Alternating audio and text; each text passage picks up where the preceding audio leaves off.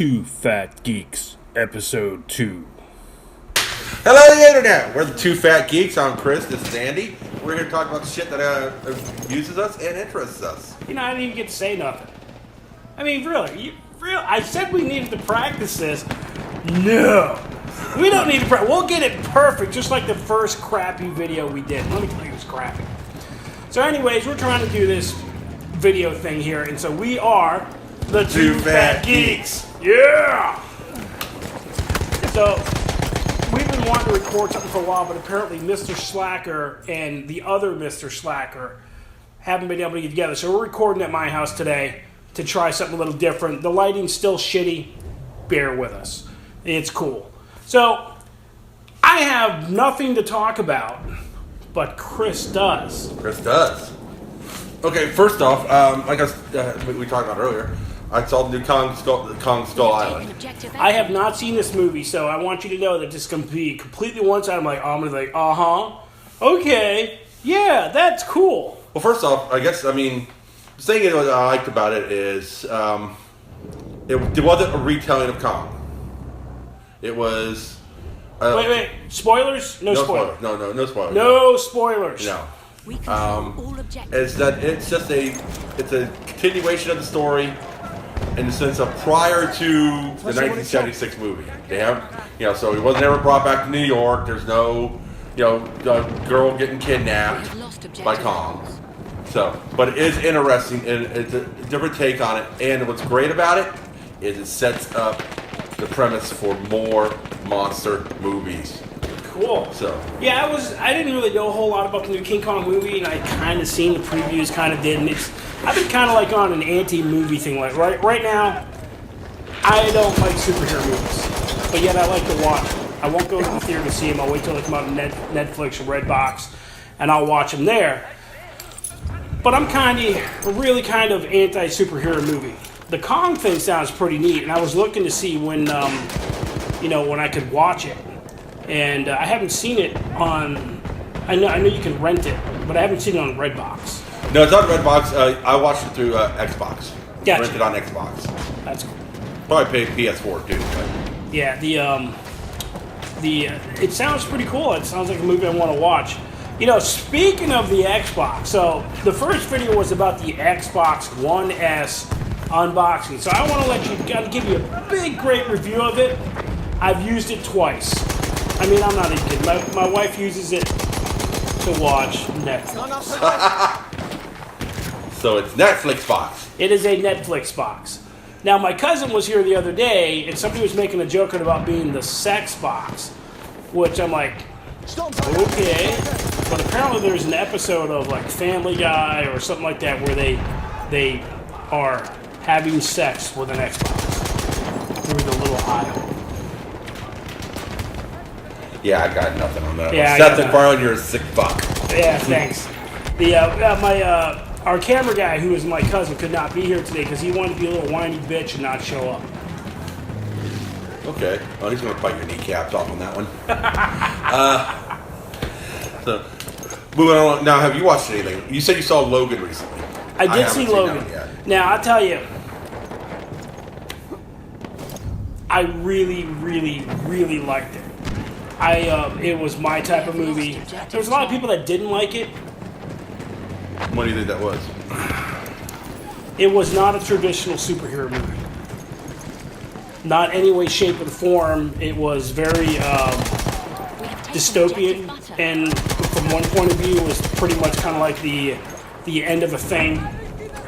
And keeping the spoilers out there, my wife felt the ending of Logan was anticlimactic, but I did not. It was not a happy ending. Okay. And I like movies that don't have happy endings. I am a sucker for movies that everybody dies. Everything goes wrong, nothing gets fixed, and life continues to be pretty crappy. Well, it's kind of like a reflection of the world as we live in. Well, you could say that. Well, the thing is, a lot, and I can understand if people have an issue with that because a lot of times we go to our movies to escape, particularly like superhero movies and such. We go there to escape the real world, and we want our happy ending. We want our, But however, I have noticed that a trend both in comics and also in movies, is that there's not always a happy ending, and even if there's a happy ending, there's still plenty of stuff wrong. You remember the movie The Road? Have you seen Yes, and I read the book too. Okay, well, I haven't read the book. I heard the book was amazing. It was. I don't read. Apparently, when you put letters together, they make words. I don't know. Something like that. So, the way The Road ended is kind of how Logan ended. Okay. Does that make sense? That makes sense. Okay. And that's Without really being a huge spoiler. huge spoiler. I really enjoyed it. Great movie. It was really good. You know, I'm kind of a goof for 1 and 2 star movies, which I'm mad at you, Netflix, because you changed it to a thumbs up, thumbs down thing, which I think is complete crap. So when I'm zipping through the movies and I'm looking for one of those 1 star and 2 star movies, I don't know which one's a bad movie or not, and I'm actually forced to say, well, I might actually have to watch this without making a prejudgment. Well, you know, a good litmus test for that is if it's ever been on Mystery Science Theater 3000, which, by the way, I've gotten Melissa turned on to. Yes.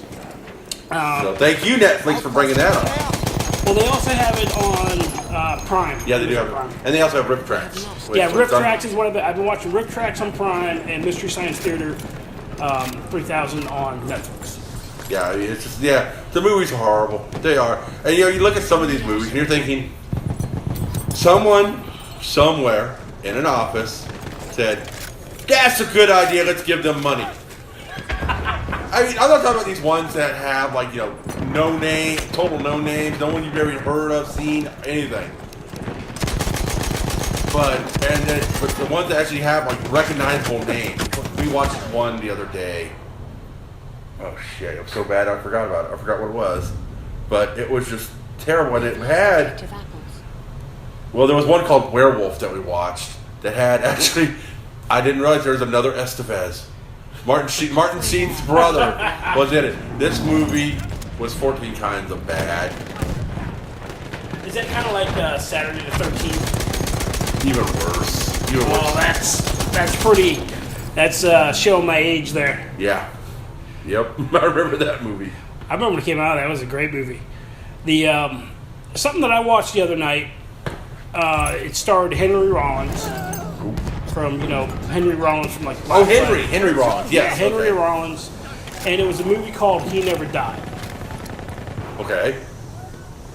It is hard to explain, and by any sense of the word, it's absolutely a B movie in a lot of respects. But it was so freaking engrossing, and it drew you in, and it was just it's just weird.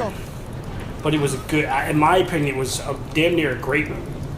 And sometimes they are. I mean, they're not all flops, but I mean, sometimes it's camera work that's just bad, and the story is good. The acting can be good. No, the acting and everything was great. But it was, I'd never heard of it. It popped up on Netflix. Normally, if you only hear about it on Netflix, you know what type of movie it's going to be. Sharknado 7. Actually, they are coming out with the Sharknado 5. I thought they were only on 3. Apparently, there's stuff 4th one in. Oh yeah! I watched the first 2, and that was it for me. I mean, I watch a cheesy movie just for the cheese factor, but yeah, it should have come with "Made in Wisconsin" stamped on it. Oh, stinky cheese. Stinky cheese. Stinky cheese. Now, we've been goofing, so what have you been up to that's outside of the geek gaming world, because we're supposed to be geeks, but apparently we're not geeky enough yet. I cannot tell you what the square root of something is, because I'm not that type of a geek. Well, that falls more into nerds. Well... There's a fine line. We're going to start a fire. Oh, yeah. I got the lighter right here. No, I mean, because you can be a geek and not be hyper intelligent. But then you got the nerds who they're the ones that are constantly how to put this without sounding horrible. There's no way I can, so let's move on. Okay. Horrible. Also, that's also another thing. Speaking of being geeks, have you ever gotten interested in something and you went to approach somebody who was really hardcore into it, and they kind of makes you feel like you're a bigger moron than ever? Them or you? Well, they make you feel that way. Yeah, every time I talk to you. Oh, well. I mean, you're like the smart guy, and I'm like the guy that's like, I don't know, I'm just here. Well, it's like, for example, I mean, this is from a recent article I read on cracked.com. So send me our check, guys. I want to go to Disney. Is that one thing that one of the things that geeks do that kind of shoots themselves in the face is whenever, and I've felt this feeling when I go into some comic book stores. You know, say, oh, I like Batman. Oh, really? And then they start rattling off this whole list of Batman. I would think that maybe that's not so much as a geekdom type thing as being a dickdom type thing. Well, yeah, it is, and it can be. There are geeks. I mean, the fact that they make you feel just like, I like Star Trek. Oh, really? You do? What kind of toilet did Picard have in his stateroom? Yeah, and it's exactly. You know, or how many dilithium crystals does it take to power the Enterprise? I don't know. The question is, how do you know? But man, slippery slope. Yes, I am. I'm going to go there. I'm just going to so hold my nose and jump in. But here, that's something that kind of brings up an interesting point. I like video games. Other people like video games. You know, I'm a hobbyist game dreamer. I won't say designer because nothing I've ever made has ever been finished. But I like doing it and it keeps me happy. But I don't have to be a dick about it like some people. So stop being a fucking dick because we know it's you. Yeah, we know who you are. Jeez. Yeah, that guy. You. The one with the red shirt. We're looking at you, motherfucker. Yeah. Oh my god. But yeah, it's true. I mean, though, it's like, I mean, you're trying your best, and what happens, what's detrimental is it makes people shy away from, because it's like I've been thinking about taking up Star Wars miniatures. I hear it's a great game, but when I sat in and watched the game, and I'm like,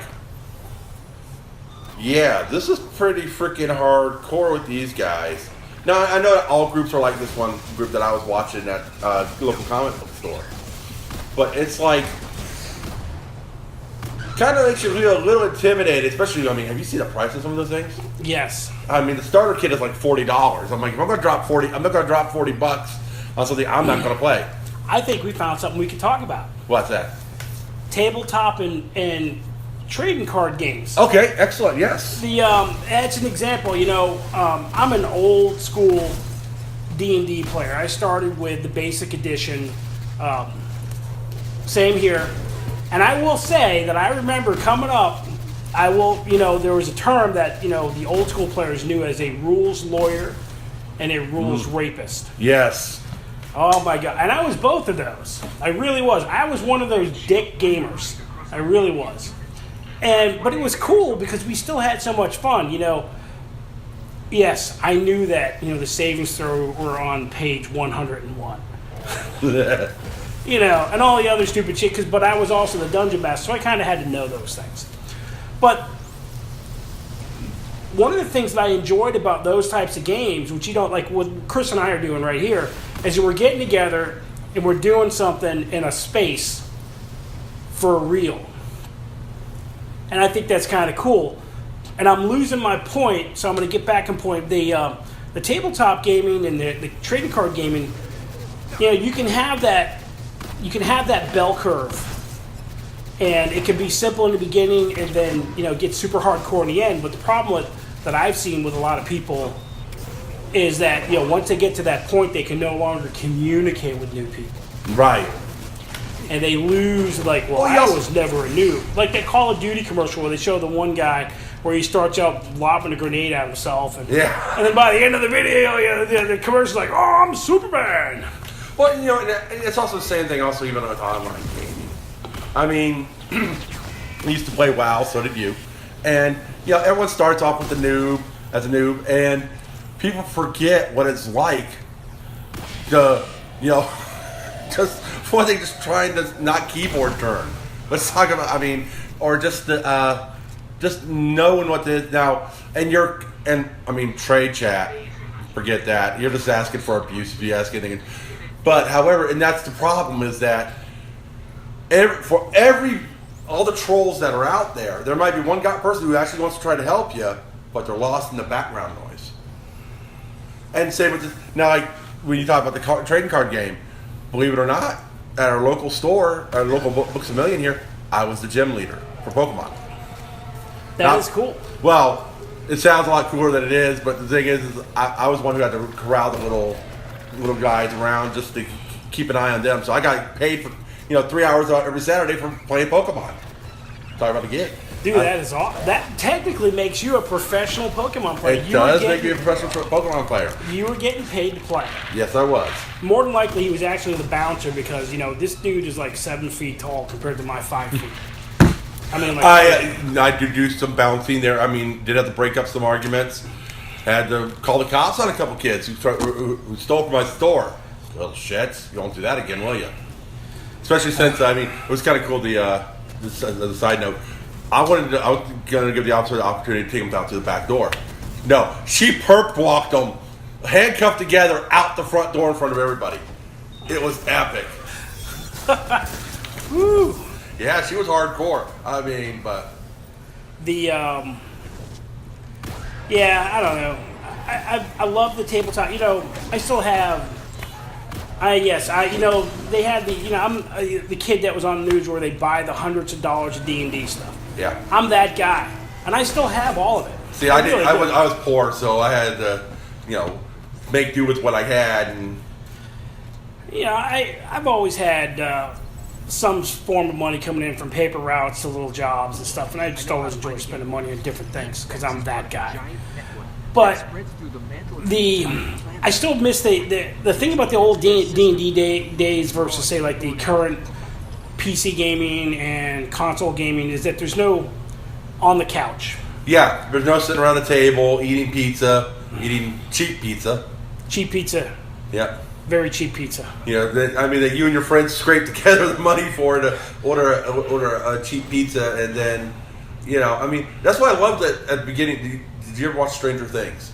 Yo, that was a great... I love that at the very beginning. Oh, my God, dude, that was amazing. And that's pretty much, if you never played, casual, in a friendly environment, that's how it used to be. You sit around with your buddies.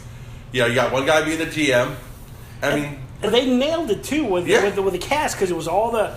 let's face it, we all started out kind of dorky, except for the Adonises and those types of people. And if you're one of those people, good for you. Good job. Rock it, buddy. Rock it. Man. Or chick. Knock it down. They really nailed that. I love Stranger. I'm waiting for season 2. There's been a lot of talk about it. Too. And season 2 really hit it for me because I remember one of the first times, now this is an admission and I can't get in trouble for it, one of the first times I skipped school was to play Dungeons & Dragons. Really? Yeah, my buddy was like, hey, we're going to skip school and stuff, and we're going to go play some D&D. And he's like, well, if you don't want to play, you can just go to school. Wow. That's like, come on, loser. Pretty much. When the outcasts are calling you a loser, see, I was the king of my outcast group because, well, I had a car. Well, this was like when I was like...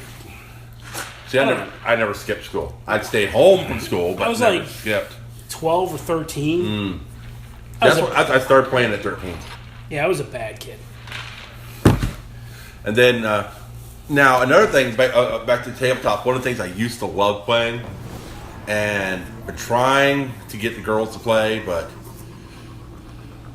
it's Battletech. Good luck with that. Yeah.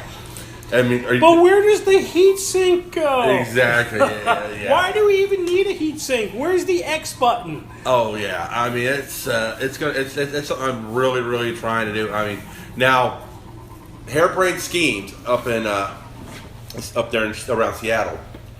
Jordan Weissman and Mitch Gilman, Jordan Weissman created FASA, and Mitch Gilman created Mech Commander. And we have a lawnmower or leaf blower outside. Because people do stuff around here that we don't do. Yeah, work. Manual labor. But they created. First off, did you ever play Shadowrun? A little bit. Okay. Well, they came out with a Kickstarter campaign some years ago, and they brought Shadowrun to the PC. Now there was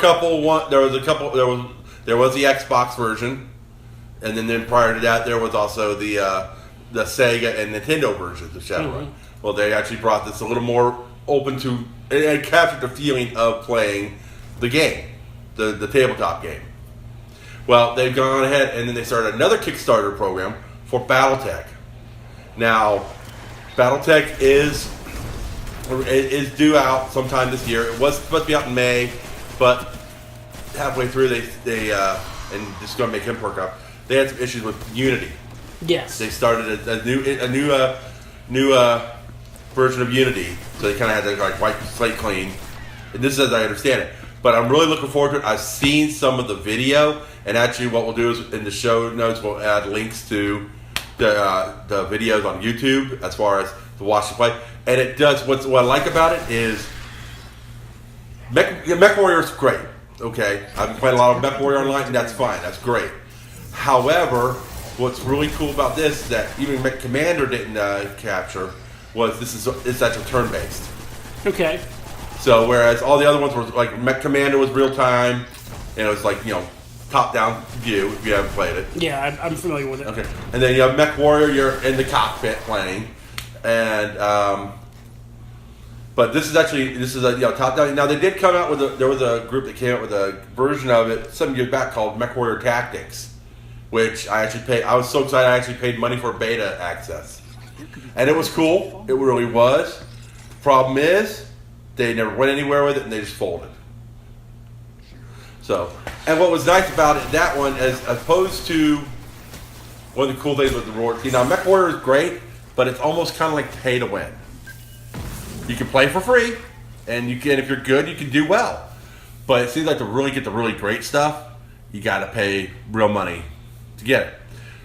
BattleTech is not going to be like that, and like I said, it's because they talked about they're not going to be doing, as of right now, they're not going to be doing microtransactions. Mm-hmm. But that could change. I mean, you never know. But then again, being as you're paying for pay for the game model as opposed to free play, and you're going to be. And what's nice also is that the BattleTech game, it's going to be online and also offline play. Okay. So you don't have to just play. You can play by yourself. Now, prior to this, the only thing out there that was like that was MechTech, which was a free game you could download at mechtech.org. And it's just like BattleTech. Actually, even more so because you're just looking down at a hex and you're just seeing the pieces go and then fire. I mean, that's the captures the feel of the game even more. But this is actually in 3D. It's going to be awesome. I'm really excited about it. I don't think I've been excited about this a game like this since Gran Turismo 5. I'm not a big mech fan because I felt for the game style, I'm an in the ship, out of the ship type guy. Yeah. And I like to have something where okay, well, there's a person in the machine, but really you're playing the machine, and I've never liked that. I guess I don't want to be a cyborg. Well, it's not so much like a cyborg; it's more like a tank commander.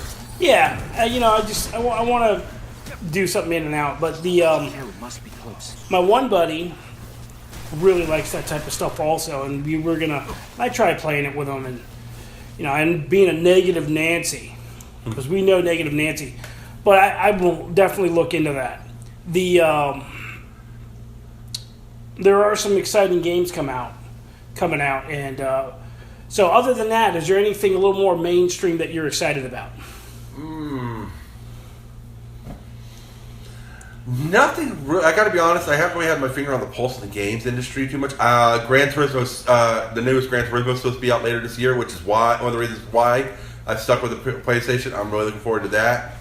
And as I've stated in the last episode, as far as Xbox stuff, I mean, the Forza games look awesome, but I only have the 360, so I'm hampered there, and I don't feel like buying another system, and not touching it monetarily, I can't. And But I mean, they look beautiful. I think also as far as the gaming consoles, circling back to you talking about using your console only twice. The thing is, I don't think it's going to make much of a difference in the future, or even just now. It's not so much of which one is better, because they're both capable machines. It's more or less a preference thing. Yeah, the new Xbox One X looks interesting. I just bought the Xbox One S, which is the current gen for the Xbox right now, and the Xbox One X, it's going to have an opening price point of $499. That seems to be about the standard for them. Yeah, well, when you think about when the original PS3 came out, it was $499. Right. And it was really leaps and bounds ahead of the other system. And PS1, when it came out, it was like $300. Was it? I think it was $300. Yeah. So as far as the console gaming, the games that I'm kind of looking forward to, I'm looking forward to maybe the new Call of Duty. And I'm not really a Call of Duty player, but I seen the video, what they're doing. I think they're doing World War II, is it? Yeah, I think they're going back to their roots. Because that's where Call of Duty actually started off with, was the World War II game. It wasn't until Modern Warfare that they started getting into, more modern stuff. But yeah, the World War II stuff was great. I mean, I loved Call of Duty World at War. And if I remember correctly, that was the first one where you had the zombie level. Yes. A couple other games that they're bringing to console. They had it on the Xbox for a while. They are bringing it to the PlayStation. Is Elite Dangerous? Space game. You know me, space. Yeah. Love space game. There was another game coming out that was an in the ship, out of the ship game, and I can't remember what it was. And I don't have my notes with me today because, hey, we're unprepared and we're unprofessional, and that's what we do here at the Two Fat Geeks. Yeah. I don't know. So the only thing I've been playing lately, I have been playing a little bit of No Man's Sky. You can send the hate. I don't care. I've been playing Clicker Heroes. Clicker Heroes is a highly addictive game that started out on mobile and I guess PC, and now it's on consoles. And my wife and I play Clicker Heroes, and that's a pretty fun game. And I've also restarted playing GTA 5. GTA 5, and I've been doing a lot of stuff working through the story. I originally beat it on the PS3, now I'm working through it on the PS4, and I've been doing a lot of the online stuff because they've put a lot of new things. I mean, Rockstar has really, with GTA 5, Rockstar has they have created a whole world. They have just done an amazing job with it. You've got your regular storyline, then you've got your branching storylines, then you just have all your activities you can do outside of the story. The only thing that I struggle with GTA Online, and they're correcting some of it, but I'm an old school MMO player. I played EverQuest. Mm-hmm. I played World of Warcraft, and I played a bunch of other games that a lot of people probably have never even heard of. Because I played those games. Ultima. And, oh yeah, absolutely. Yeah. Ultima Online. Yeah. Hardcore player. And so when I play GTA Online, it just feels it doesn't have enough there to keep me vested all the time compared to some of these other games. And that was the only, but I guess they do that because, they don't have like these massive servers. You log in, you can have like 32 players, and for Christ's sakes, put a fucking mute all button on there, so when we log into a public fucking server, we don't have to listen to the teenager and some stupid ass playing their music to key over everybody. But other than that, it's been pretty fun. It's pretty random. It's good. They do have a section where you can do like an invite only, and then you can invite your friends to play, and so you can run missions and do stuff and kind of get some things done. But yes, there's that aspect. But it's definitely not a persistent world type thing, and I kind of miss that. Like with WoW. WoW is definitely got the cool factor. People are still playing it. Millions of people are still playing it. We have lost objective. I don't know. I don't know where I'm going with this. I'm at a loss for words. Well, I was disappointed with SWTOR. Soda? Yeah. Yeah. For those of you who don't know, Star Wars: The Old Republic. Well, one, I was hesitant anyways, just because it wasn't my timeline in Star Wars, and I don't like Jedi. You know why I had a hard time with Soder? Because I played Star Wars Galaxies. See, I've always wanted to play Galaxies, but I never did because I for a long time I shied away from the whole MMO thing. Halo broke me for a while for online gaming. Without getting too deep in it, though, the issue that I had with Soder was it was a WoW clone. Yeah. You can say what you want to say. It was a WoW clone. They had light side and dark side. There was no in between. You either had to be Horde or Alliance. Where I liked in Star Wars Galaxies is that you started out as you started out as a neutral player, and then they built content to where you had to side with one side or the other, and that's how it happened. Right. But the problem with Star Wars Galaxies was, of course, they didn't have the funding, and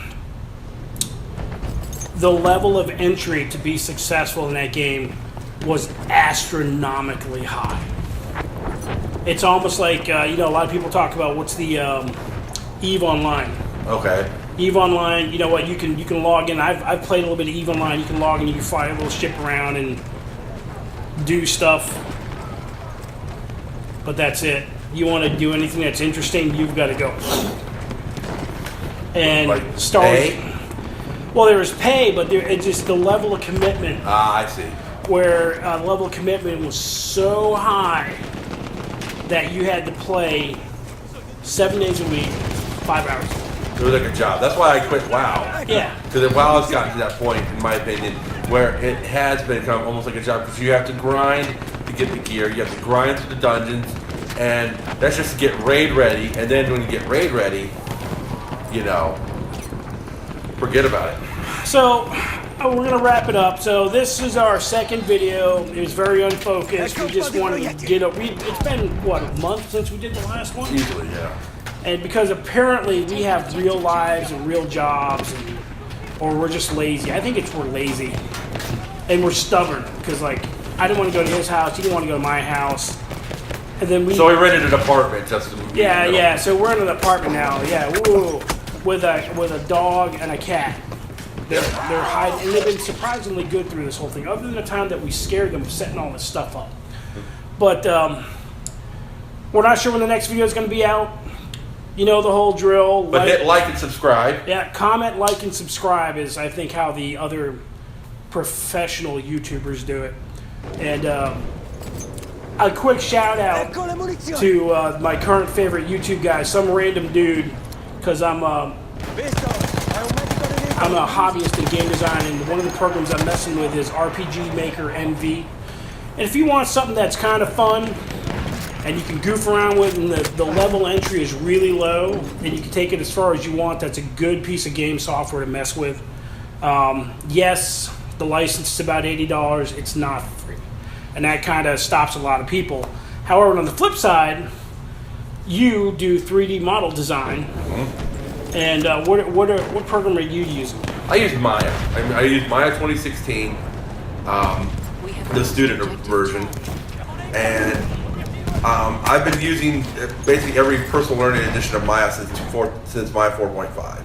Okay, so you've been doing it a while. Yeah, unfortunately, I'm not good enough to do professionally yet, but however, I do have my own projects I work on. So actually, I'm doing a BattleTech tribute right now. That is awesome. That's kind of what I'm working on, my own little project. The reason why I've been using MV is because I can export it to HTML5, and I actually have the game running on my web server. Nice. It's stupid, and it'll never be done, but at least it's running. Well, at least you have something to show for it and you have fun with it. And that's what matters. Is it interesting? Because Sid Meier's once said that if you're not familiar with him, you familiar with Sid Meier? Oh, yeah. Okay. He said basically all games come down to a series of interesting choices. So that's the thing. It's like, that's what makes a game fun. That's why I think one of the reasons why I'm not a big FPS fan. I like Battlefield. I mean, it's nice. I mean, I like playing it standalone versus online. I like playing online. I get a rush out of that. All right, man. Well, you got anything else? Nope, I'm good. All right, so this is Chris. This is Andy. We're the two Fat Geeks, and we're going to catch you next time. Take care. Have a great day.